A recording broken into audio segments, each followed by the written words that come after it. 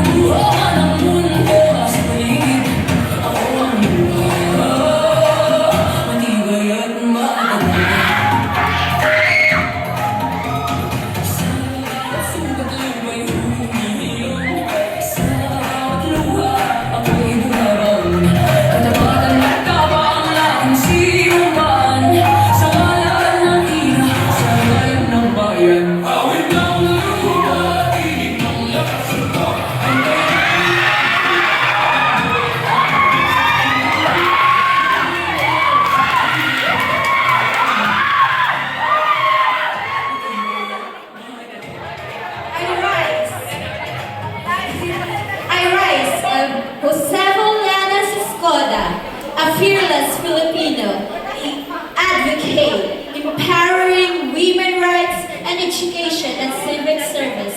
Like her, I empower the women and youth for community, and also I advocate her selfless service. Good day, I am Manilyn Tagupa, proudly representing Darbo Braulio E. Duhan.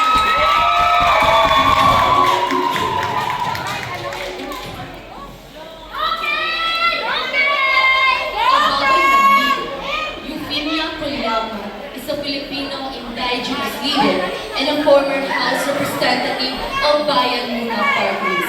Kuyamat's advocates, ancestral domain protection, the human rights advocacy, and destructive mining in Mindanao. Mabiyak haunto kanyong tanan! Ako si Kay Hucalla Quizon, ang babaeng taga-isla, ang representante ng Dalmo Sama!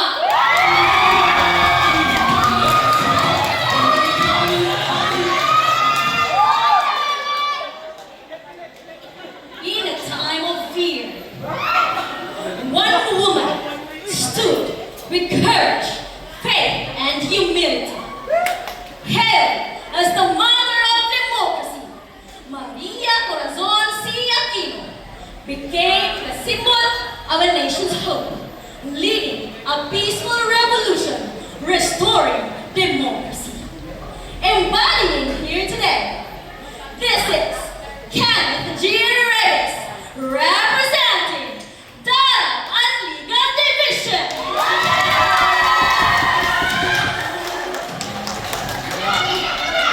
Mula sa kasaysayan ng ita, hanggang sa serbisyo sa bukid at lupa, taglay ko ang apoy ni Gabriela Silang, ang generala ng masa.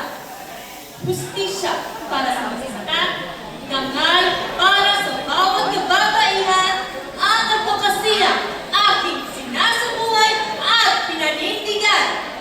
Mula sa lupain ng Panabo, baon ang puso, hindi sumusuko. Ako, si Rachel Tuling, ang tinig ng Dalmo Panabo!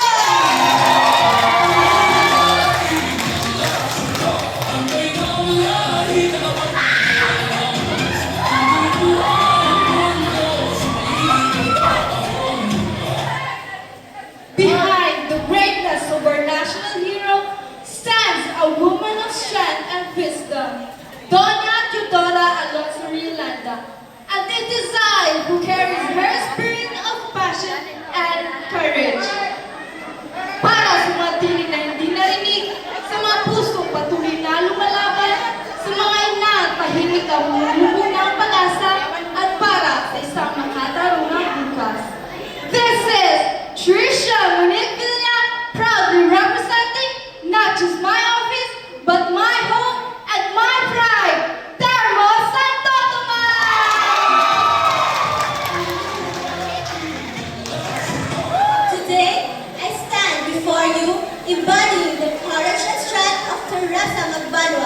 a woman who championed empowerment through bravery and leadership.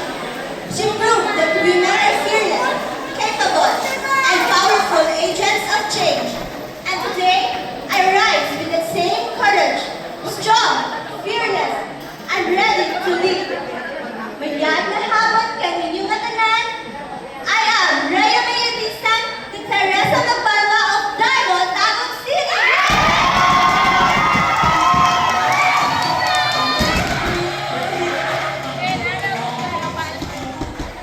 Mahayag kaadlaw. I am Ivy Palma from Darmon, New Corelia, representing Minda Kalinaw, guardian of 18 tribes and protector of Lumad and other indigenous people of Mindanao. Minda Kalinaw!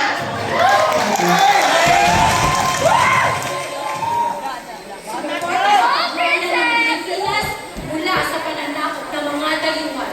Walang hawak na armas, ngunit kinilala bilang ina ng katipunan. Isinulong ang pagkakaisa at pagbibigay ng pagkain, gamot at kanlungan para sa mga revolusyonario. Siya si Melchora Aquino, kilala bilang Tantang Sora. At ako naman ang makabagong henerasyon. Clarissa May Villarreal, mula sa kuta ng PBBB!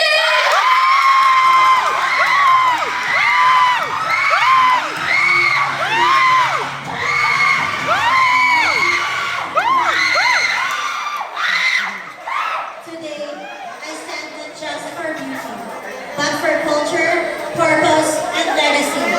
This is Princess Liz Lopez Mayate from Darbo, Camarong Talaigon, and proudly represent Grace Nono, a Filipino cultural advocate dedicated to preserve indigenous music and tradition, working closely with communities to document their heritage and promote cultural education through the Taro Foundation of Culture and Arts. Again, this is Princess Liz Lopez Mayate, proudly representing a voice. Sorry. This is Princess Liz Lopez Mayate, proudly representing a voice that keeps our traditions alive. And I thank you.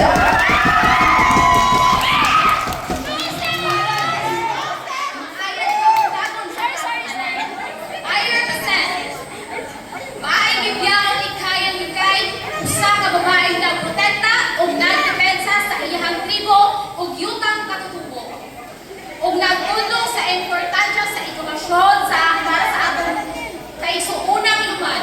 Ug ako, si Mary Rose Romanelios Melo, gikan sa Darmo Ascension ug San Isidro.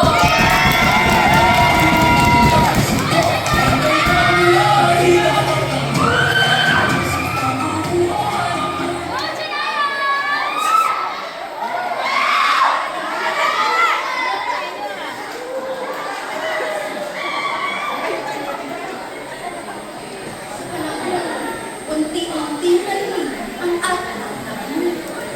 Ako, ang tinig na patuloy na bumabalik, banayad at matatag. Ako, si Jenea de los Santos bilang amaya.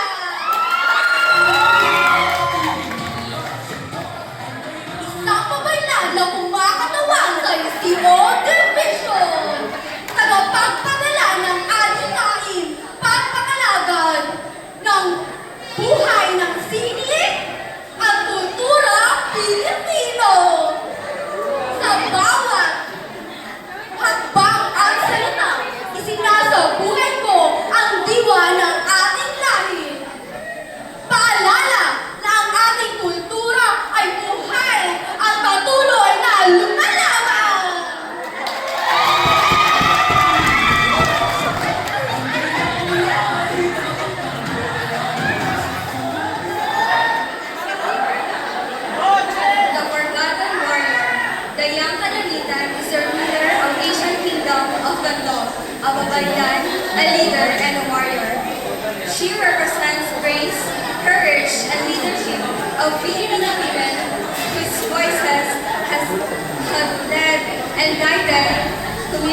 today. And today I